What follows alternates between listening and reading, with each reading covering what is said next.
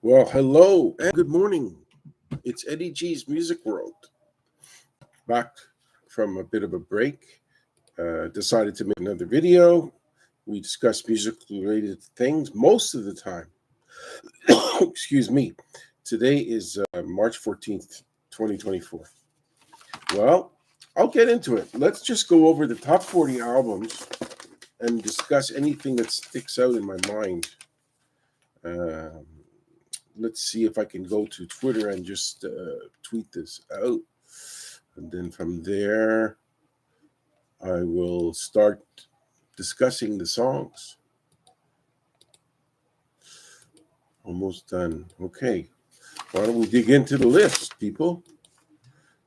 And this is what I'm going to do. Number 40 of the biggest albums November, Ice-T, The Iceberg, Freedom of Speech. You see, I haven't rehearsed this or looked it over much, but I know a lot about these kind of the records from then.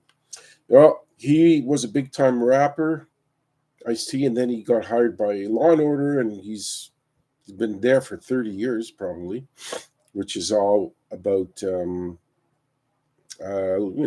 crime solving TV show. So he's been there. He's transitioned to TV. He could come up with music sometimes too. I'm not sure, but I know for sure he does. He does Safeguard commercials and stuff like that. Next, number 39, Big Daddy Kane. It's a Big Daddy thing. I heard of this guy. I mean, don't really know if I've ever kept on top of the rap scene too much. Here's another rap like hip hop artist after that. The Two Live Crew, as Nazi as they want to be. He had a song, Me So Horny. Luke Campbell was his name. He did a lot of the recording of those songs. And he did well for a bit. I haven't heard much from him except somebody mentioned him somewhere on some talk show recently. But the DOC, no one can do it better. Sorry, I don't know. Madonna, back when she was coming out with more hits, the album was Like a Prayer. At this point, it had already sold 2 million copies, and I'm pretty sure it's gone way past that. Randy Travis at number 33. Excuse me. He had a bit of a freak out 10, 15 years ago where he was very drunk and he made a spectacle of himself. And I don't know, his career kind of slipped after that. Barbara Streisand, kind of, her album was a collection of greatest hits. Well, she's kind of getting pretty old, so she's not coming out with a lot of new stuff, but it's okay. I mean, she's made her mark in music.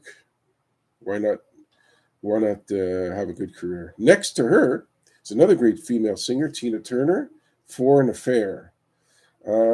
She had a great career. Recently passed about a year ago.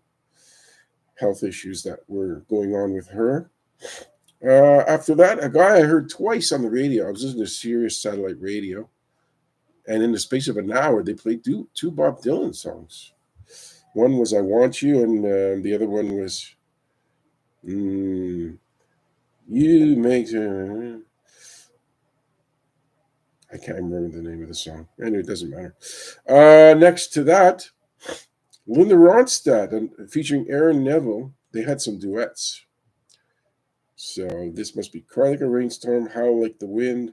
I don't know much, but I know I Love You. I think that was their collaboration. Babyface, another one of these guys. He sang, but he also produced and wrote. He has been in some trouble with the situation with women where, maybe something happened physically between them, and they claimed it was a rape, and he says it was consensual. This has been going on for a long time. Gloria Estefan, another woman who's kind of disappeared. Don't really know if she's doing a lot of music or not. Cuts Both Ways was the album, and that was also a song.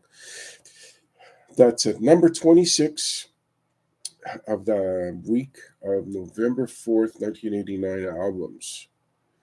So that sold 1 million at this point and was on the charts 15 weeks. Elton John, Sleeping with the Past. He did. Elton had some hits in the late '80s.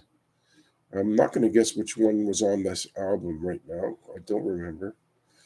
He still was still popular. He hadn't waned that badly, so he was relevant.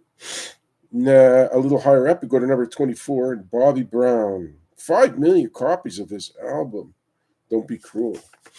Well, we already most people, if you are going to listen to this, are going to realize that he was married to Whitney Houston, and she died, and his daughter with her died same way in a pool, a bathtub, sorry. And yeah, he had a great solo career around '89, and since then maybe another one or two albums that did well, but it's pretty much an oldies act like most of these people. Number 23, Melissa Etheridge's album Brave and Crazy. She got very popular around this time. She was popular in the early '80s too, but she appeared in an award show at some point with her head shaven because she had cancer, and she beat the cancer, so there was some kind of rejuvenation. Another guy who was famous for being in a band, but famous for having solo hits, Don Henley, the album The End of the Innocents, which was a great track. So that was during his solo career. That sold 500,000 copies, sorry. And album at number 21, Alice Cooper, Trash. This guy, no matter how many years go by, he may fade a bit, but he's always touring. He always comes out with something new. Next at number 20, Warrant with a million-selling album, Dirty Rotten Stinking Rich. Well, sadly, this was a band that had their lead singer have some issues with alcohol and drugs or whatever, and he was found in a hotel room and with very little money in the bank, and sad life, typical sad life situation. But the band Warrant is still going on, but not with him, obviously. Name was Jenny Lang. So they go on with some other singer. The Cure, the same lead singer like Robert Smith, number 19, and this is Disintegration. It's now 2024, and this is 1989, and I could tell you that these guys will be back on tour probably next year or this year. They just don't ever stop. They just churn out music. Not that I know any of the new music, and they tour. I've never seen them. I've always kind of been thought about it and tempted, but I never did. New Kids on the Block at number 18, the album was Merry Merry Christmas. So this was closing in on Christmas time. They've had some, I think they've gotten back together and toured a few times. Soul to Soul at number 17. Keep on Moving. They had the hit Back to Life, Back to Reality. I think that was them. Soul to Soul, another band that kind of came and went within a couple of years. B-52s, they were around since the late 70s. They're at number 16 with Cosmic Thing. They kind of drifted into the 90s, still kind of relevant, but obviously, as time goes on, by the late 90s, they were probably burnt out already. Another woman who defies reality, Cher, number 15, Heart of Stone. Well, she would maintain the popularity from the 70s and still be around no matter what. Nobody gets rid of her. Then she goes and has Believe in 1998, I think. That goes to number one all over the world. So every time I think this girl's done, she keeps coming back.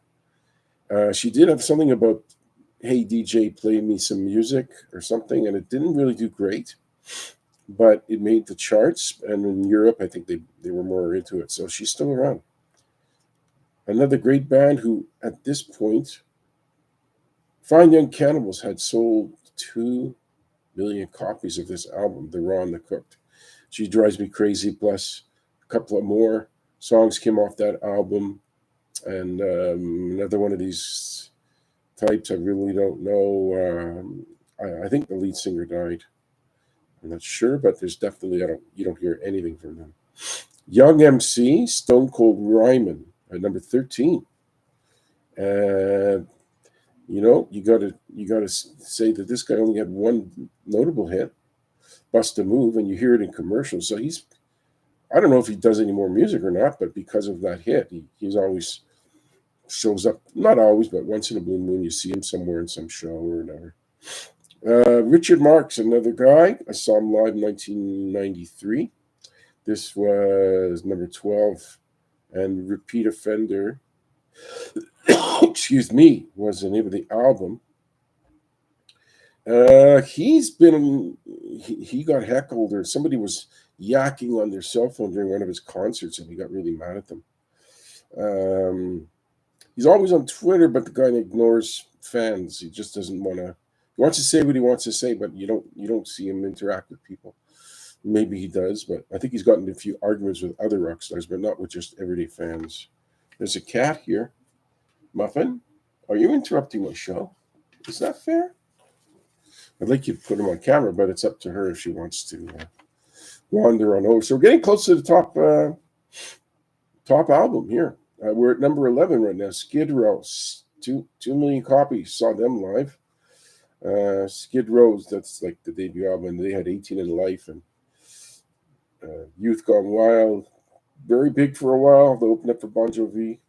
Then they had a breakup with Sebastian Bach, and they're both separate. And Skid Row still has some singer, and Sebastian is doing a show in Montreal relatively soon.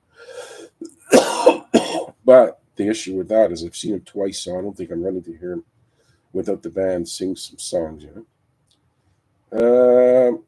Tracy Chapman, she's currently having a rebirth because Luke Combs copied her song Fast Cars, obviously, and took that to the top 10, I think, or 20, and did a duet on the Grammys with her. And then she even had a rebirth of her own song. Like she had a hit with him. Like him covering the song is it's kind of is good for her because she wrote it, and then they re-released it. So she's had a rejuvenation in the last few months. Number nine, Tom Petty with a million seller, Full Moon Fever. Okay, I remember this. That was in his heyday, 1989. A lot of songs on the radio from that album. No longer with us, of course. Here's a band that twice I have tried to go see them, and every time there's a big issue. One was my friend, we were about to buy the tickets, my friend canceled. And then later on, somebody in the family was dealing with medical issues like 3 days before the show. Before the show was an operation to deal with, and it was like so much going on with my life, I couldn't go. But they're great, and they still come up with new album. They did about a year or so ago. We're doing another New Kids on the Block album. They were really hot then. 5 million seller. Hanging Tough, of course, chock full of hits. Somebody who's been in the news recently, Paula Abdul. She has a 3 million selling record here, Forever Your Girl. She was Simon Fuller, was it? Anyway, I better be careful. Not that anybody really will listen to this, but I think it's him that she accused of a few things. I'm not going to go into with my luck. The only person that will listen to this video will be a guy that calls a lawyer on me or something. Anyway, Paula Abdul, at that time, she was having a lot of hits. Another, and back to back, another sexual related accusation here. Aerosmith at number 5, Pump. They canceled the show because the singer Steve Tyler's voice issues, but he was also accused of some 16 or 17-year-old girl hanging around a little too long with him and doing some things. And geez, a lot of these people are still in the news. I do find it quite remarkable that 35 years later, bands in the top 40 are still around. Rolling Stones, another example. They had Angry that came out last year. it didn't seem to go. It didn't seem to be like gangbusters, but it got a bit of airplay. Their album was Steel Wheels. I saw them on that tour for free, and it was Olympic Stadium. So if you don't know what that's like, it's pretty cavernous. The sound is not great. Motley Crue. These guys are kind of sneaky about things, but they they had signed a contract that if they tour again, then they won't. They'll have to pay $1 million fine or some silly little story about that. But of course, when they see millions on the table and they'll, no one's going to sue them for retouring again in 2024. They're just going to forget about it. Who cares? These guys. Oh, also, of course, they lost their guitarist, quit, or was he fired? I don't know. Now that I think of him, his name, can't believe it. Anyway, they've replaced him with John Five, the guy that left the band. We're coming up to number one, number two, for November 4th, 1989 on the list. Number two is a band that sold 3 million copies with Girl, You Know It's True. I don't even think I have to explain anything about this band. They're so well known for having studio musicians record their music and them lip syncing. There's anybody who cares about music knows the story. And number one, let's see if I can make a bit of a drum roll. Janet Jackson, number one with Rhythm Nation, 1814. Yes, Janet, you were the hottest thing around. Imagine. You really, really were. And, you probably could be again. I mean, I don't know how many people would buy any new material, or if she came out with something new, did it sell? Well, this was the top 40, November 4th, 1989, in Eddie G's Music World. I've done my best to entertain some of you that do listen. So I thank you. Goodbye.